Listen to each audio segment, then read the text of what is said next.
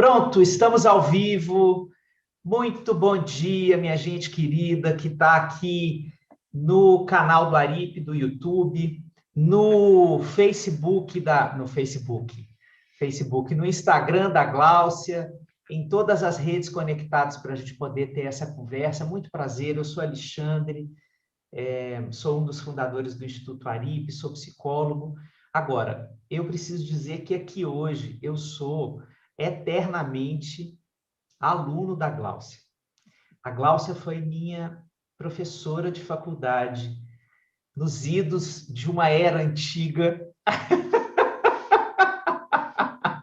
Já há um tempinho, eu posso dizer que foi no século passado. E ela me introduziu a muitos estudos dentro da psicologia. Ela era minha professora de Gestalt, terapia, mas naquela disciplina, depois a gente teve uma outra disciplina de psicologia do excepcional, que nem deve existir com esse nome, você veja quanto tempo tem isso, né?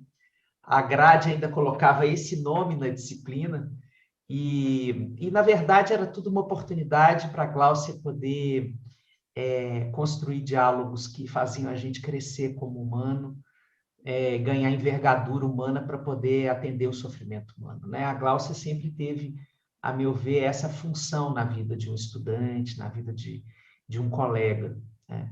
E eu continuo sendo esse aprendiz da beleza humana da Gláucia. Então, eu queria que você se apresentasse, minha querida. Eu sei que é uma vida inteira dedicada a essa prática, né, de atender dilemas humanos, mas eu acho que você é a melhor pessoa para se apresentar aí, dizendo do foco que você quiser dar para a sua apresentação, que poderiam ser vários. Bom dia, que prazer estar com você aqui. Prazer meu, né, meu querido? Eu agradeço, né? Se você se apresenta como Alexandre, é claro que é o nosso Xande, é o querido, né? O Xande conhecido do cabelo pretinho, nada como as vantagens da cosmetologia, né? Enquanto você fica grisalho, eu vou variando as cores. E algumas, né, décadas aí se passam, sim, né? E eu acho que você representa para mim, Xande, uma das maiores gratificações do docente. E lembrando de nós mineiros, né, Guimarães Rosa, quando ele diz: mestre é aquele cujo mestre o supera. Então, eu acho que é muito legal isso, né? Assim, me lembro nos corredores ainda da FUMEC, conversando sobre Humberto Maturana, quando você me contou que ia ao Chile, né? E eu achava aquilo uma coisa, um desbravamento, e você se dispôs a esse caminho, né? Então, acho que é muito bonito acompanhar essa sua trajetória. E, nesse momento, sim, nos colocarmos como colegas, nos colocarmos como aprendiz, a alegria de ter estado no seu curso de apego, a alegria de ter reencontrado com sua mãe e celebrando aí a felicidade de casais, né? Então, acho que são muitos caminhos. Ainda sou da geração de psicólogos que era quase compulsória a necessidade dos vários casamentos e da variação de parceiros, e acho que tanto eu, quanto sua mãe, quanto você, trazemos para essa forma de compreensão aí dos fenômenos e das interações, também a validação do nosso convívio diário, que evidentemente não é um mar de rosas, né, mas que nos impulsiona, né? Então, acho que temos vários pontos em comuns. Então, é com muita alegria aí esse encontro de colegas, né? E gosto muito também de me colocar como sua aprendiz. Adoro sua poética. Ai, que lindo. Hoje a gente está aqui para conversar de perdas e lutos. Eu quero tomar liberdade da gente homenagear aqui nessa nossa conversa e dedicar essa conversa à memória de todas as pessoas que se foram nesse ano pandêmico, né? De Covid ou não de Covid, né? Mas que deixaram para as pessoas uma dificuldade extra de elaborar essas partidas, né? por conta das dificuldades que nós temos nesse contexto pandêmico de realizar os rituais fúnebres, de abraçar as pessoas, de receber e dar condolências, né? De ter uma necessidade de uma reinvenção das práticas do luto, né? Então, homenagear todas essas pessoas e dar um abraço desse jeito que a gente pode, né? Que essa conversa possa ser um abraço para todas essas pessoas que estão passando por essas condições tão atípicas de luto nesse momento. Gosto muito, Xande, quando você fala da reinvenção. E, especialmente, eu gosto muito dos verbos iniciados com ré.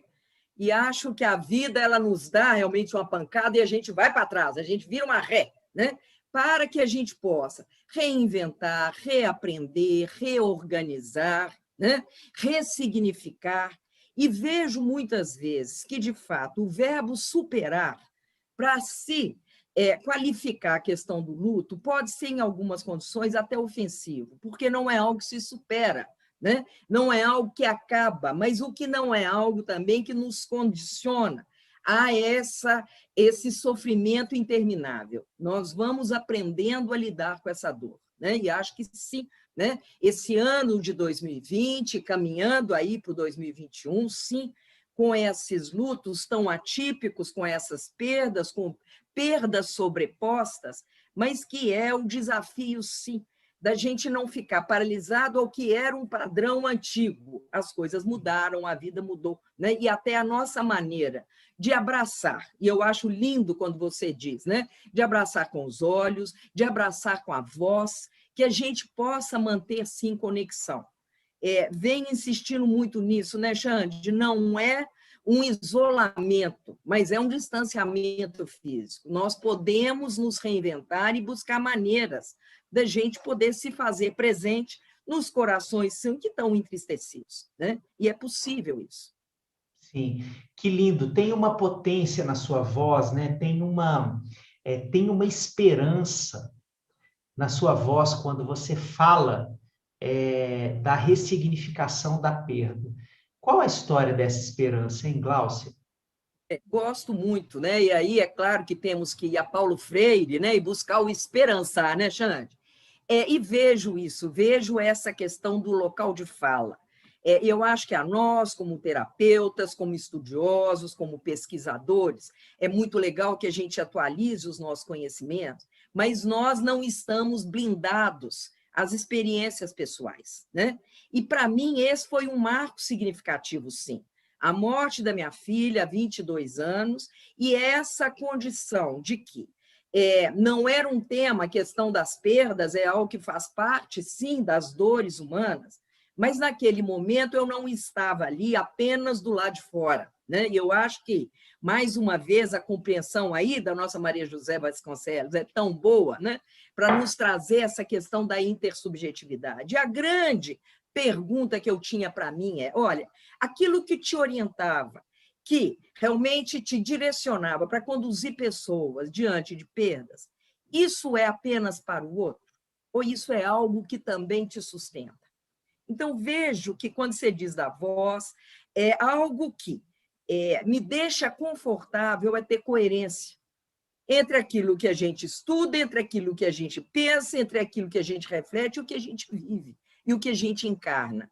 Então, esse desafio, né? E é interessante quando você mencionou a disciplina da psicologia do excepcional, que eu lecionei, realmente era esse nome, depois passaram por mudanças, né? Mas eu o tempo inteiro, como docente, lidando, e eu falava tanto dos lutos dos pais com os filhos, em condições especiais, e é claro que aquele filho idealizado não correspondia. E, em vários momentos, eu me questionava, como que eu estaria numa condição dessa? Né? Então, o tempo inteiro, essa era uma questão. Né? Curiosamente, né, Xande, a última aula que eu dei antes da morte da minha filha foi exatamente compreendendo aí os lutos dos filhos idealizados. Isso, na época, ainda eram os diários escritos, isso estava escrito, né? Antes do dia 21 de abril de 98, que eu iniciava a disciplina, era março, final de fevereiro, março, e eu trabalhava muito essa questão, né? Então, acho que esse exercício, ele passou a ser, para mim, sim, e uma base de amparo, porque, claro, que buscar os pesquisadores, buscar a teoria, ela é muito legal, mas poder encarnar e não fazer disso um discurso, mas uma prática, é algo que nos dá uma base, né? Então, eu digo que houve realmente duas mudanças paradigmáticas. Primeiro, a minha vida pessoal ela ficou exposta e não havia meios disso não aparecer, né? E a segunda questão, que em geral o que se é teoria, né, trabalhava é que o processo de luto tinha 1 ano de prazo. E a gente avalia que isso não termina, mas que isso ressignifica, reorganiza, né? Então, diante dessas duas questões, de fato, o meu empenho em estudar, em aprofundar, né, de buscar aí atualizações e buscar e me tornado referência, sim, por ter passado por essa situação da morte de uma filha, né? Então, ao longo desses 22 anos, temos caminhado, né? Você acha que você transformou o luto numa causa? Dúvida, né? E é muito interessante, e aí eu me lembro muito do Dalai Lama, quando o Dalai Lama diz, no dia que a gente aprender a ser sabiamente egoísta, né? Então, a questão da causa, e o que me moveu a causa, porque, de fato, em 1998, nós não tínhamos no Brasil nenhuma iniciativa em termos de acolhida de enlutados. E essa era uma questão e uma dúvida que eu tinha com o meu marido, né? Nós dois, felizmente, passamos, né, esse dissabor juntos, foi possível nos apoiar, mas era muito legal buscar a nossa turma, e a nossa turma não tinha nome, né? Quando, então, surge a ideia, sim, de agregarmos pessoas, né? E a proposta era exatamente essa, conversar com as pessoas e ter noção de como é que elas também se organizavam e se organizaram diante dessa questão. Então, em outubro de 98, nós constituímos o nosso primeiro grupo exclusivamente de pais enlutados, né? Diante dessa condição que, diante da morte, você pode ficar órfão, você pode ficar viúvo, mas não existe uma qualificação em língua alguma para designar pais que perderam filhos. Então, nós éramos esse grupo, né, exclusivo de pais, eram 12 casais, conversando a esse respeito.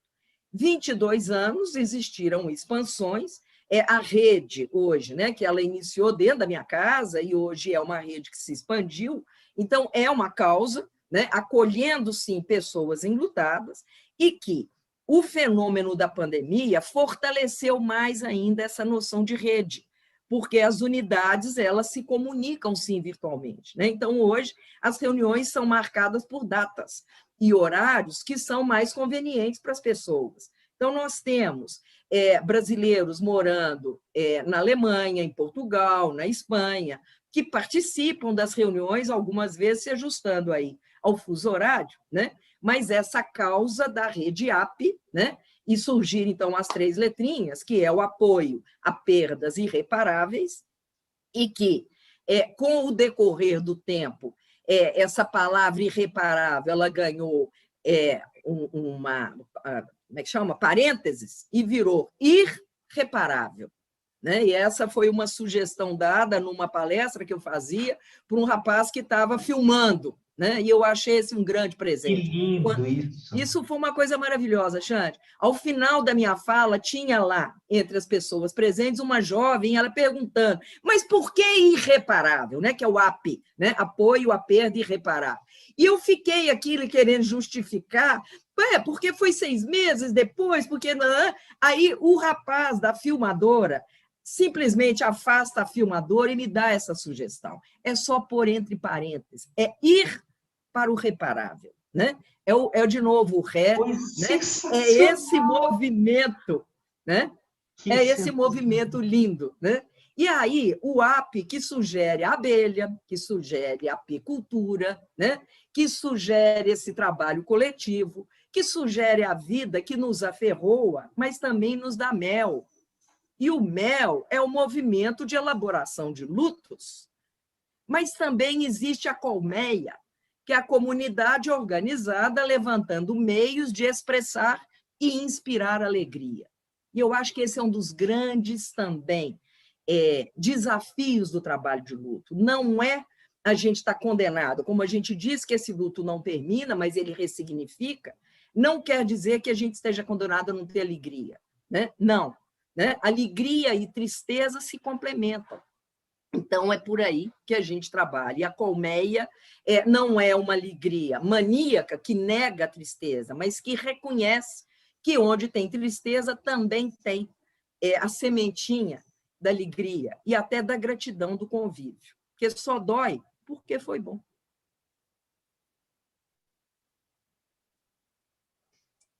Sabe o que eu fico pensando?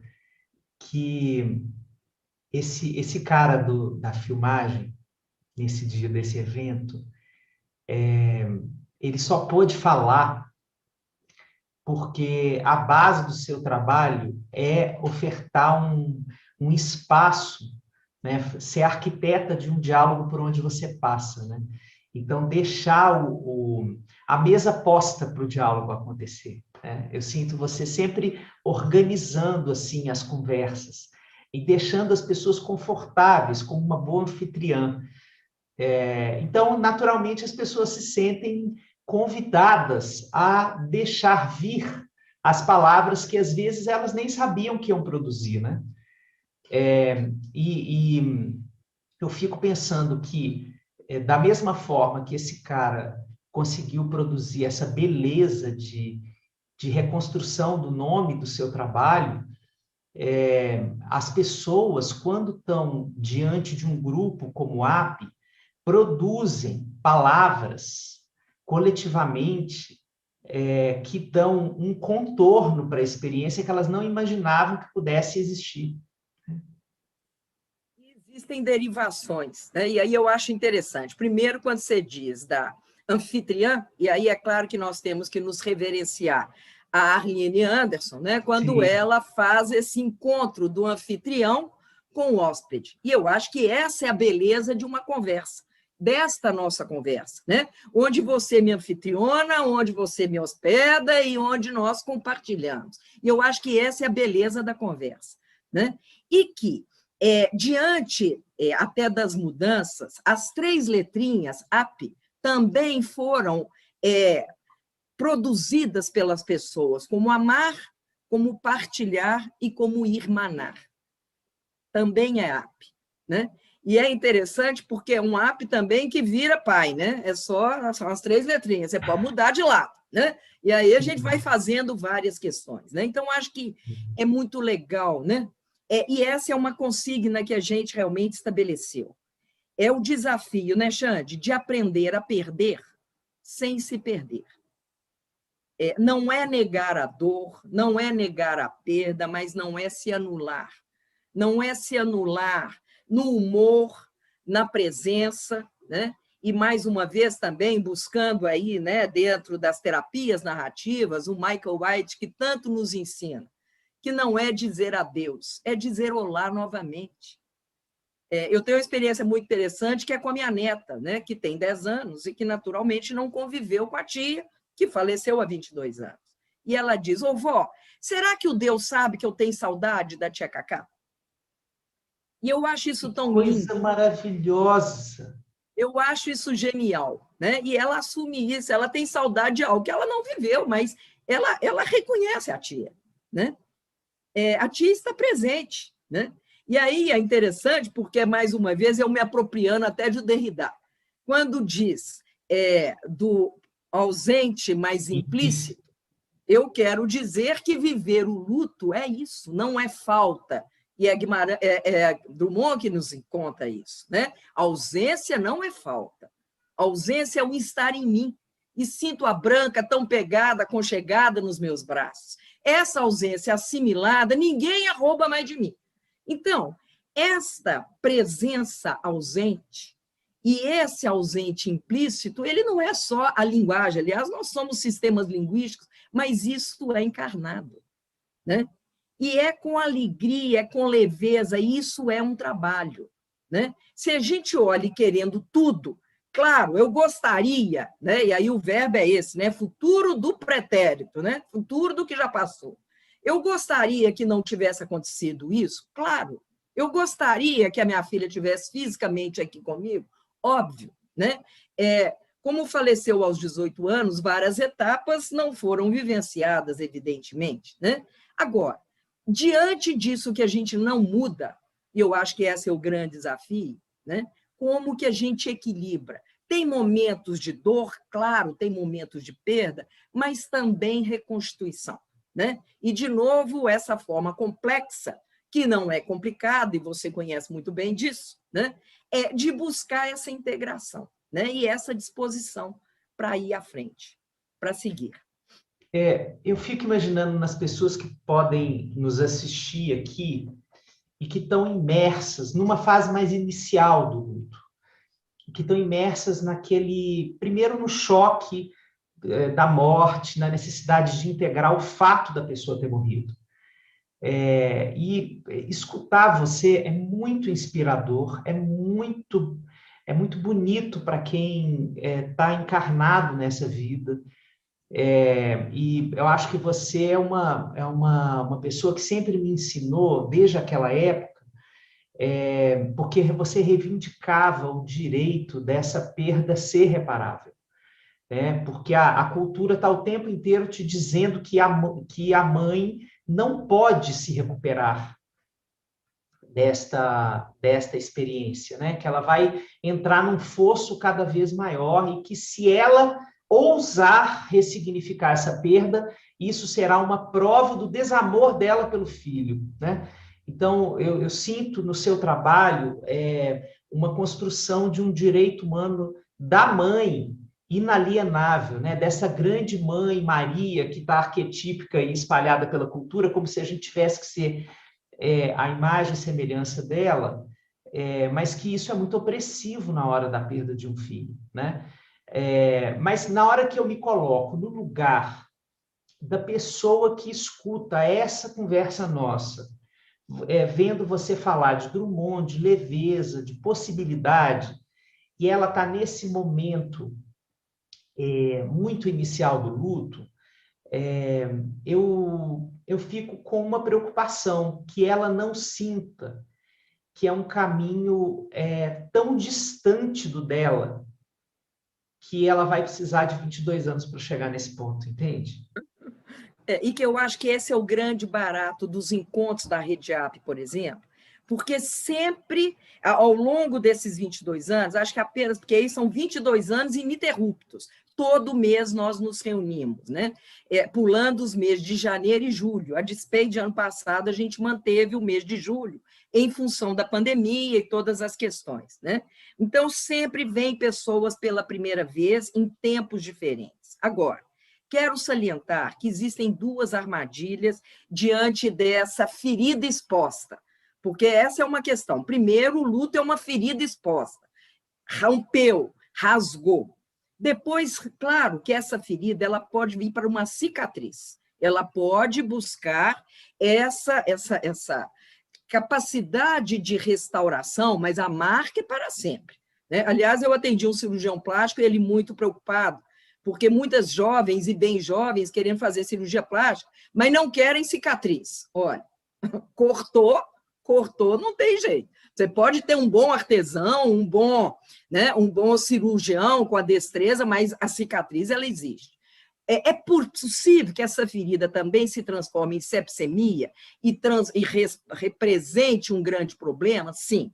Agora, quero salientar, Xande, para duas armadilhas de duas perguntas. A primeira, por que eu? Por que comigo? Por que agora? Olha, esta pergunta é mais ou menos a gente colocar a teia de aranha na ferida.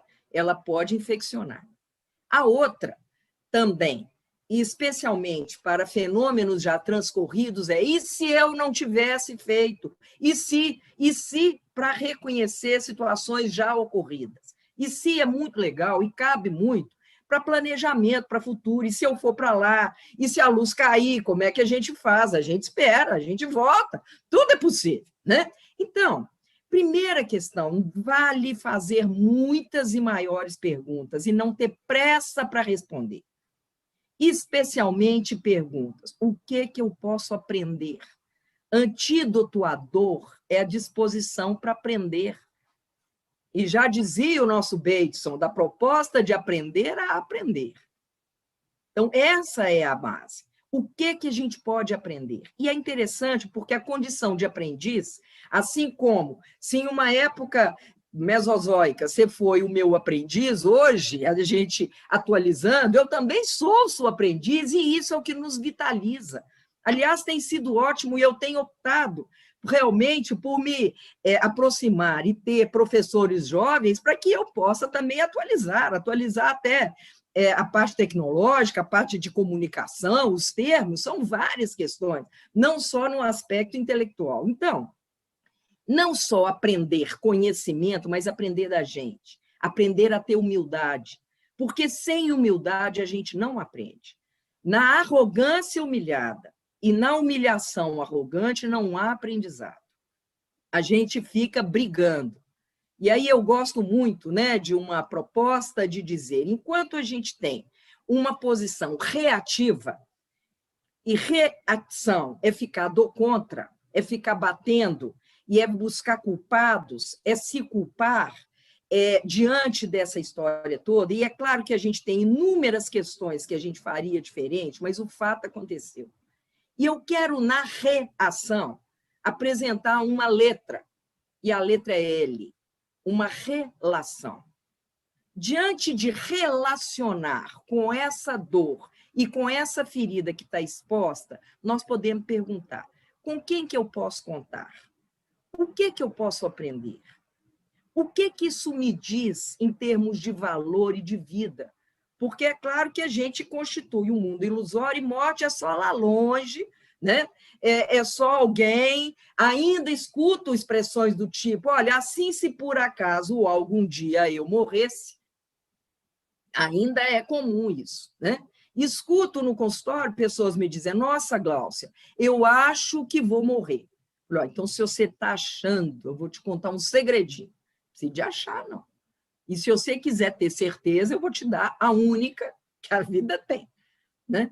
E é tão interessante, né, Xande, quando você fala desses 22 anos, porque ano passado, em outubro, eu tive a oportunidade de acompanhar aí o processo de terminalidade de um coleguinha meu, de amigo, irmão, de desde 4 anos de idade, 60 anos de convívio. E ele teve um processo de câncer e tal, e escolheu que eu o acompanhasse nesse processo. E logo no dia seguinte que ele faleceu, eu já estava com uma live agendada. E eu fiquei na dúvida se eu cancelava, o que eu fazia, a pessoa tinha me convidado. E aí, eu acho que é interessante, quando a gente traz essa ideia dos 22 anos, é como se a gente, de fato, sobrevoasse em helicóptero essa dor, que ela já está numa vista panorâmica. Mas isso não nos impede de pôr o pé no chão e andar no trânsito do chão, né? Em outubro, e foi muito interessante, porque, de fato, essa live que aconteceu em outubro, eu estava num momento de um impacto muito grande. Não, mas já perdeu a filha, ainda não acostumou? Não, a gente não acostuma, né? As pessoas que a gente ama, quando elas não estão conosco, abate. E esse abatimento, ele é mais do que natural. Agora, não vamos brigar com ele, né? Então, quando eu decidi manter a live, primeiro, em respeito à pessoa, segundo, até nessa história, e eu me lembro da Karina, que é uma querida, Karina Fukmutsu, que trabalha aí com a questão da suicidologia, dou aula com ela no curso de pós-graduação em suicidologia, estamos acabando agora de fazer o próximo capítulo do livro dela, ela sempre me convida e é uma alegria estar com ela, e ela diz: olha, fazer luto é estar sem maquiagem. Então, no momento que a gente está com o pé no chão, hoje eu estou falando, sim, de luto numa situação de helicóptero. Eu estou voando, estou até de maquiagem. Arrumei bonitinha para te encontrar, que era uma alegria, né? Mas tem momento que o pé é descalço. E que a gente possa, e que isso não é problema. Isso é uma vivência natural e que a gente possa acolher essa dor. Agora, vamos fazer distinção de que dor é diferente de sofrimento desmedido, né? Se entendemos que os fenômenos vivos eles têm uma complexidade, e eu estou dizendo disso, o outro lado da dor é a disposição para aprender a construir bem-estar. E isso não é deslealdade à memória do ente querido. Eu acho que essa é a primeira questão. Não é desleal você se organizar em termos de ilhotas de bem-estar. Se isso a vida nos retirou e nos coloca de frente para a dor e dói, e a gente pode ficar escondido debaixo da cama, que a dor vai nos achar. Agora, a disposição de construir bem-estar é uma decisão pessoal e, naturalmente, relacional, né?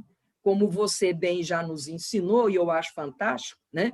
Até o conceito de resiliência americano ou europeu, para entender aí, Boris Cyrulnik, que aí eu estou falando com o meu professor, vamos ver se eu aprendi a aula direitinho, mas agora eu acho que era sua aula de falar. Agora é você, meu mestre. Conta da resiliência americana e europeia.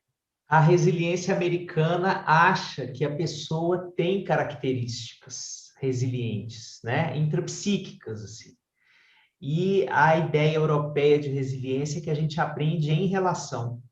E eu, obviamente, junto de você, de mão dada, correndo, gritando pela rua, a gente acredita nisso, que a gente constrói a resiliência nos encontros da vida.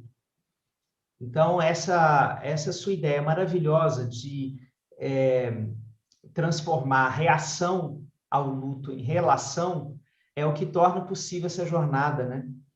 Porque a resiliência é uma jornada, ela é um caminho que não tem uma trilha clara, que a gente vai abrindo conforme a dor vai dizendo para a gente para que lado a gente deve ir, né? Então, se a gente abraça esse sentido de coerência no luto, de que você falou, você não tem como imaginar qual será o seu próximo dia, né? Porque a sua dor, ela vai te surpreender sempre, inclusive ela vai te dar umas folgas, em alguns momentos de descuido, como diz lá o poeta, né? Ela vai te dar umas tréguas e você vai fazer o quê com essas tréguas da dor? Né? Isso significa que você não está em luto? Isso significa que você não está se reconstruindo? Isso significa deslealdade? Então, acho que você disse tudo. E que essa trégua, né, de fato, não é algo para ser vivido como culpa, né? E não quer dizer desamor, pelo contrário. E eu acho que essa é uma questão importante para a gente avaliar. Como que será que o ente querido da gente gostaria de nos ver? O que eles esperariam? Será que a maneira de homenageá-lo, de reverenciar, é de fato desistir de viver? Isso seria uma forma amorosa? Né? Na época que a nossa filha morreu, meu marido estava no processo de terminar o doutorado. E o primeiro movimento dele foi realmente de desistir, né? E a história da desistência. E a gente trabalhando muito, e ele realmente avaliando, olha, eu não posso depositar nela isso. Na minha filha, eu não vou depositar, ela não merece isso. Então, que tenha pausa, sim, que a gente precise desse tempo, e eu acho que é isso que a gente está dizendo, né, Xande? Até de reavaliação de valores. O que vale? Até porque, realmente, perder alguém muito próximo também morre na gente vários aspectos e fica muito evidente que nós também morreremos. Desta, ninguém escapa. Então, podemos lidar com essa referência de uma maneira que eu chamo de morbidez ou de lucidez. Brincar com as palavrinhas é comigo mesmo. Então, qual é a lucidez? De que maneira que a gente pode viver de verdade? De que maneira que a gente pode realmente ter, né, coerência, consistência e consciência, porque isso acaba, né? Agora, acaba nosso físico, mas nós deixamos um legado. Como é que é a trajetória que a gente deixa em termos das nossas ações? O que é que a gente está... Qual que é a nossa marca? O que a gente quer deixar? De que maneira que a gente quer ser lembrado? Aliás, a definição básica de morrer é isso. A gente só morre mesmo no dia que a última pessoa que lembrar da gente morrer. Porque enquanto nós reverenciamos aqui, quando a minha neta diz que tem saudade da tia que não conheceu, porque a tia tem presença, a tia tem história, e a gente lembra, a gente ri, chora também, né? A presença do compadre aí, que está ainda buscando esse lugar, e é um idioma novo, né, Xande? Que é o idioma do silêncio, de um vazio cheio de possibilidades e muito mistério, porque a vida é mistério. Né? Deixa eu fazer um ato aqui. Meu compadre, Fernando Ramos, que morreu há 3 semanas, hoje, está fazendo 3 semanas que ele morreu. Ele era um artesão, um artista plástico, arquiteto, professor de arquitetura, e ele fundou uma empresa que se chama Astarte Criativa, em que ele começou a fazer bustos para espalhar pelo mundo, assim, um preço muito acessível, que pudessem representar as figuras que nos iluminam na nossa trajetória, né? Então, aqui tem uma Fridinha que o Nando fez, e está aqui no meu consultório, vai ficar cada vez mais, né? Mas tem Karl Marx, tem Freud, tem Paulo Freire, o homem fez um monte de gente bacana, tem Cláudio Naranjo, tem um monte de gente legal que ele fez, e mais um monte de coisas além dos bustos. Então, eu quero mostrar para você aqui, ó. Lindo, né? By Fernando. Presente, né? E eterno enquanto dure essa reverência, essa capacidade, sim, de manter isso, e essa alegria, né? Então, é possível isso, né? É claro que, de mais uma vez, diante de uma perda imediata, né? Poder tocar nos objetos, e muitas vezes vem com regra, né? Tem que fazer, tem que... Olha, não tem que não, dá um tempo, já teve que. Agora é um tempo até para saber com que forma que eu quero, né, dar destino aos objetos, reverenciar, poder, e que não tem, né, não tem regras definidas, e essa é uma peculiaridade do luto. Né? O Kennedy Docker que fala essa frase que eu acho muito legal, quando ele diz: a experiência do luto ela é tão pessoal quanto as nossas impressões digitais. Né? Então, não tem uma situação que seja pior ou seja melhor. Né? Não existe o que eu cunhei de dorômetro, não quer dizer que a dor de uma mãe é maior do que a dor do pai, né? Ou que a dor do filho é menor do que a da mãe, não existe isso, cada dor é cada dor. Né? E essa, quando eu estava fazendo referência até a essa live que eu fiz em outubro, depois eu acabei fazendo outra também, e eu conversando até com a Filó, que é daqui de Belo Horizonte, tal, e eu perguntava, olha, qual é a maior dor do mundo? Né? E, para mim, Xande, a maior dor do mundo é que você está sentindo na hora. Sim. Então, naquele momento, aquilo estava doendo, sim, né? E que a gente possa, não mais uma vez, reagir à dor, mas relacionar, traz para perto. Traz para perto e avalia, o que eu posso fazer? Você quer coisa mais interessante, quando tem uma dor e que você consegue uma almofada para poder calçar, né? E dar um amparo? Né? E que pode ser uma almofada física, como pode ser uma almofada afetiva, uma almofada relacional, né? Uma almofada de perceber que você não está sozinho, não está. Então, um dos fatores, realmente, da congregação dessa rede, né? E é uma rede, né, Xande, que como foi uma experiência inovadora, ela iniciou acolhendo pais que perderam filhos, e hoje ela se ampliou para pessoas enlutadas, com graus de parentesco variados. E, especialmente na pandemia, a gente tem recebido muito profissionais de saúde que têm vivido aí essas questões que a gente está acompanhando dos lutos sobrepostos, né? Acompanhando no mínimo 5, 6 mortes por dia, acompanhando a morte dos colegas, acompanhando a morte dos seus familiares, acompanhando a morte social, porque muitas vezes não são bem-vindos em determinados ambientes por poder ter a imagem de que são agora transmissores, agora eles já estão caminhando para a segunda dose de vacina, né? Mas existiram aqui profissionais de saúde que eu atendi, que resolveram se hospedar num hotel, por exemplo, para poder se distanciar da família e poder prestar assistência, e tiveram dificuldades de ter hotel que os recebesse, porque ia infectar o quarto, né? Então, são questões que a gente precisa realmente de entender, e que, mesmo a dor perinatal, né, quanto a dor da viuvez, quanto a dor de perder filhos, quer dizer, esta é a característica, como a dor, inclusive, dos sobreviventes ao suicídio, que recebemos. Então, é muito interessante ter essa conversa em torno de dor e em torno de situações que cada um tem a sua especificidade e que não tem uma regra para definir nem perspectiva para as pessoas, mas tem inspiração, sim, de prosseguir, né? Prosseguir. Seguir em prol. Em prol de quê? Em prol da vida, né? Em prol de uma vida que vale a pena ser vivida. Eu acho que o grande desafio, e costumo dizer, Xande, se você quiser testar a sua maturidade existencial e relacional, me conta como lida com frustração.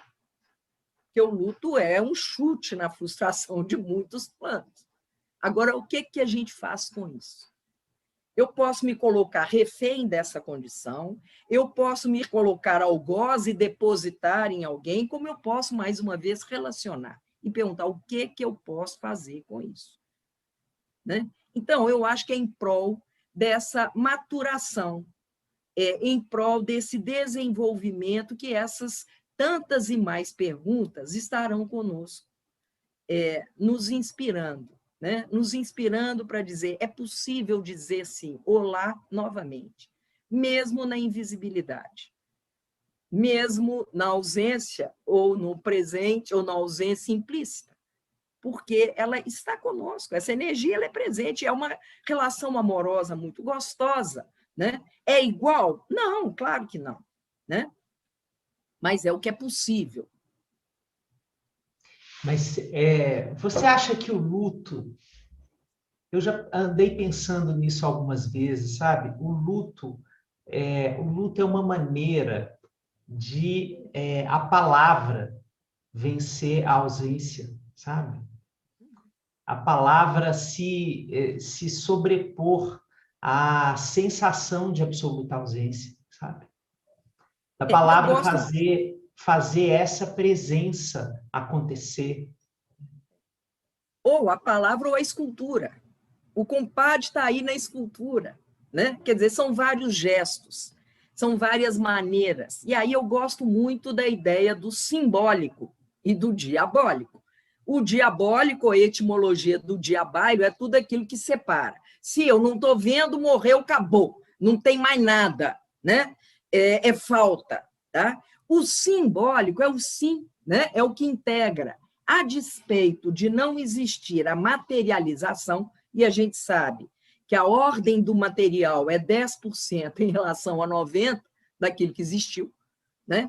A nossa conversa está existindo aqui, mas eu já estou caminhando com ela e estou me deliciando com ela desde que a gente combinou. Não. Então, quer dizer, essa materialização, mesmo caindo na luz, não tem problema, a gente volta, né? Isso é apenas 10%. O que isso possa reverberar para nós? E gosto muito, né, Xande, de como terminar uma conversa em reticências ou em gerúndio, refletindo, pensando, unindo, conectando, né? Então, isso que você diz da palavra ou da linguagem, poder manter essa presença, sim, é isso que nos conecta. Nós somos seres de sistemas linguísticos, né? E é em torno disso que a gente vai, sim, né? Se manter e se reencontrar. Mestre e aluno. Nossa, eu tenho tanto para lhe falar. Eu acho que tem muitas coisas aqui nessa conversa. eu acho que tem uma coisa que se aprende da sua forma de falar, que não tem a ver só com o uso tão precioso da palavra. Tem algo que se apreende, e eu espero que as pessoas que estejam nos vendo consigam sentir a possibilidade de poder falar da morte. Não de morte, da morte. A morte. Falar da morte de uma forma não esquiva, de uma forma abracenta, sabe? Abraçando a morte, abraçando a experiência. E que isso não é uma coisa para iluminados, é uma coisa para humanos, né? Transformar a evitação da morte num convite. Transformar essa aparente defesa que a gente tenta fazer a vida toda de não se relacionar com ela, para no luto a inevitável relação com esta grande senhora, né? Então, a gente se relaciona com ela, e dessa relação, né, quando a gente se entrega a toda a potência dessa relação, tem muita vida na morte. E eu sinto em você a pulsação dessa vida, a vida que você conseguiu trazer para você depois da morte. Assim, Esse é um dos...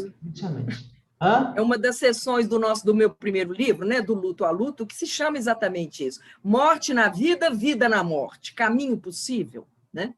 E que, Xande, além, né, da teorização, e como eu disse, quando esse meu amigo, querido Marquinhos, me escolheu para estar com ele no seu período de terminalidade, e ele dizendo, me chamava de Tiagal, mas e aí? Né? Como é que é isso? Né? E eu vou morrer? Olha, vai, né? Vai. Mas para nós, enquanto você estiver vivo, não. Né? Agora, em torno dessa passagem aqui, me disponho a escrever o último capítulo da sua vida com você. E vamos estabelecer, inclusive, e foi bonito isso, Xande, porque claro que tem dor, mas tem beleza. E dando a ele uma atividade e uma formativa de avaliar pendências. O que cabia num tempo restrito, numa condição física também restrita, mas o que era essencial. E é tão interessante quando a gente começa a fazer esse tipo de reflexão e do que é valor e do que é essencial. E a gente começa a avaliar, essencial é o celular, é a troca do carro, é a roupa, é a aplicação na bolsa. Olha, olha, isso é absolutamente desprezível nessa hora. Não é isso, né? O essencial é o olhar, o essencial é o toque de mão, o essencial é esta relação de dizer eu estou com você. Você quer coisa mais acolhedora? Sem pressa, e mais uma vez, né, a nossa Arline, que nos inspira de novo isso, não tem que ter pressa para dar resposta, esteja ao lado. Não vai consolar, porque muitas vezes os consolos são terríveis. Foi Deus que quis, ainda bem que foi desse jeito, Paula para frente, você é muito novo. Olha, esses consolos são inconsoláveis. Essas são expressões com as melhores intenções, eu suponho, mas de quem não viveu uma experiência de perda real. Porque quem viveu de fato não tem que consolar, apenas se colocar. Estou com. Apenas isso. E tudo isso. Como é difícil estar com o enlutado, né? Porque estar com o enlutado é estar com seus lutos também. O abraço do enlutado abraça os lutos de quem está sendo abraçado, né?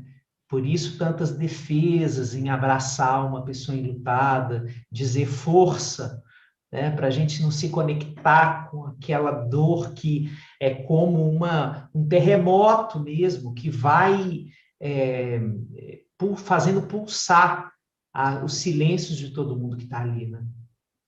Então, que a gente possa se devastar, né, no luto, porque na hora que a gente se devasta, que a gente cai, tem muita coisa que a gente estava segurando de forma talvez desnecessária, né, que precisa realmente cair. Então, Ilusória, né? Então, o que isso... que cai? O que que cai quando eu me caio? Né? O que que cai de mim quando eu me derrubo no chão no luto? Né? E como é Aliás, que eu me diz que levanto? um tombo grande, né? O tal do cair em si. Cair em si, Sim. né? E é isso, olha, né? Que valor que tem a vida. E aí, quando você estava me perguntando, né? Prosseguir em prol do quê? E que é uma perguntinha legal que a gente se faça. Olha, estou vivo em prol do quê? Motivo, quais motivos? Né? Se o motivo e eu costumo dizer isso, né? É se colocar como mercadoria de exportação, né? Então eu tenho que adquirir coisas fora, né? Mas eu quero saber se você se importa e relaciona. Como é que você cuida das suas relações? Né? Eu acho que tem muitas chaves aqui que a gente já entregou, né? Muitas portas que a gente deixou abertas em formas de reticências, que você generosamente compartilhou, como uma espécie de reconto desses 22 anos de trabalho. Eu acho tão bonito poder acompanhar pessoas que têm uma trajetória e que se apropriam da própria história, né? Que têm a consciência do que conseguiram construir. Não precisa ser uma construção de algo como o AP, mas que possam ter um saber sobre si e uma honradez sobre o próprio caminhar, né? Então, é muito bonita a forma como você fala da sua jornada, que realmente é intersubjetiva e fora de qualquer objetividade, e é por isso que ela ganha essa envergadura. Eu me lembro, Gláucia, de uma coisa muito sombria que a gente sentiu na época que a morte chegou aí na sua família, que alguns colegas da psicologia questionavam a sua legitimidade a partir de então, porque ainda estavam amparados nesse paradigma da neutralidade, do distanciamento, né? E que o que essa dor publicizada do luto, né, é uma dor que se espalha, que está exposta, em que as pessoas falam, as pessoas publicizam a dor do outro, as pessoas falam, olha, você não... Nossa, ela está péssima, nossa, ela chorou muito, nossa, eu fui lá e fiquei impressionado, nossa. Então, existem narrativas que vão se espalhando sobre essa dor, né? Como é que fica a presença no mundo de uma psicóloga que a partir de então, vai passar a existir com a dor, né? Eu me lembro muito desse debate. Eu me lembro e achava ele cruel. E achava ele com toques de crueldade, né? De novo, de pessoas que não viveram, de pessoas que não entendiam isso. Então, eu acho que, além de tudo, o seu trabalho e a sua trajetória, junto com a do Edu, obviamente, mas foram marcos para nós nessa profissão, de podermos nos dar o direito, inclusive, de perder. Olha que coisa! Se existe uma profissão que não te dá o direito de perder pessoas, que lugar é esse que a gente está habitando? Né? Que lugar, sem lugar. Eu volto nisso, é aprender a perder, perder sonhos, perder pessoas, perder projetos. 2020 foi uma perdidão, né? Aliás, foi a palavra do ano de 2020, foi luto, né? Agora, aprender a perder sem se perder. E, na verdade, pelo contrário, é se encontrando, né? Nessa trajetória, nessa caminhada, nessa história, né? E não só se encontrando, como também nos reencontrando, né, Xande? Porque foi um grande presente esse reencontro, a alegria de ler as cartas para um terapeuta em tempos de crise, que é o seu livro maravilhoso, né? Aguardando o seu próximo livro, né? E a alegria da sua pronta aceitação para o nosso próximo curso, que esse também foi um outro encontro muito legal de parcerias, e pensando nisso, não fizemos... Você se referiu aí ao Edu, tivemos, então, sim, pessoas que nos ampararam afetuosamente e também profissionalmente, né? E Marília e eu, e a gente se apresenta isso, quer dizer, o luto e as mortes nos aproximaram. Foi a partir daí que a gente se reconheceu, né? Marília também começou a estudar na FUMEC, depois mudou para Brasília, então ficou um tempo e tal, e a partir das perdas nos reencontramos, né? Quando agora, na pandemia, criamos a MG, que é Marília, né? Marília e Gláucia, mineiras, psicólogas e tudo mais, que você já teve oportunidade, né, da gente conversar, e que estaremos juntos, né, Alexandre, agora no nossa proposta do nosso curso de luto, né? No dia 31 de março, temos aí você conosco, conversando realmente sobre os lutos, né? E no dia 2 de abril, Marília e eu continuaremos aí tecendo, então, compreensões sobre os lutos, porque eu acho que é muito interessante ver que é plural, né? Se tem uma singularidade, né, essa singularidade nos coloca numa pluralidade, porque não é igual, né? Não tem dorômetro, né?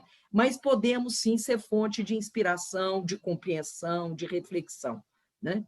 Então, esse desnudar, né? E eu me lembro, quando eu estava já na finalização da escrita do primeiro livro, né? Do Luto à Luta e tal, e ainda com essa questão como psicólogo, eu estava me revelando, e era também meu coleguinha, que era o editor, me ajudando lá a compor o livro, e eu dizendo, nossa, mas eu estou pondo a cara na rua. Ele falou, não, meu bem, não é só a cara que você está pondo, não, né? Agora, ou põe ou não põe, né? E, a partir daí, foi uma decisão, né? E eu acho que é interessante, sim, esse compartilhar, poder integrar, reunir pessoas, e que, naturalmente, né, Xande, olha, críticas sempre existirão, né? Graças a Deus, e que a gente possa aproveitar críticas construtivas para retomada, revisões de caminho, né? E outras que a gente pode, se não fizer sentido, não considerar, né? A crueldade não é de quem escuta, a crueldade é de quem fala. Sim. Né? Pronto. Não foi Eu a acho mim. que essa é a frase para a gente terminar. A crueldade é de quem fala. Num período em que a crueldade está espalhada pela rede, que a gente deixe ela com quem fala e que a gente possa escutar a inteireza da própria dor, né? E não a pequenez da crueldade. Inclusive a crueldade de dizer que tem que durar um ano, isso tudo é crueldade, né? Tem que durar um ano, que você já deveria estar melhor, que existem manuais de formas de lidar com o luto, né? Isso tudo é Dois crueldade. advérbios muito curiosos, né? O já e o ainda. Já e ainda, né? Como se, né? Então, são coisas curiosas, Sim, né? sim, sim. Mas você ia Bom, falar minha de Covid. querida, eu acho que a gente uma boa conversa, ela sempre deixa essa sensação, ainda mais na virtualidade, as conversas virtuais, elas sempre deixam essa, essa percepção de que ainda poderia ser, porque poderia ser presencial, poderia ser com mais gente aglutinado, poderia ser com num outro cenário que não essas duas telinhas, poderia ser ao ar livre, poderia ser um monte de coisa, mas o que é possível, que a forma dessa conversa possível, também é um aprendizado dos lutos da pandemia, né? O luto nos conecta muito com o que é possível, o que é humanamente possível ser vivido nesse momento. Beijo enorme. Obrigado. Valeu, Tchau. querido. Tchau, tchau.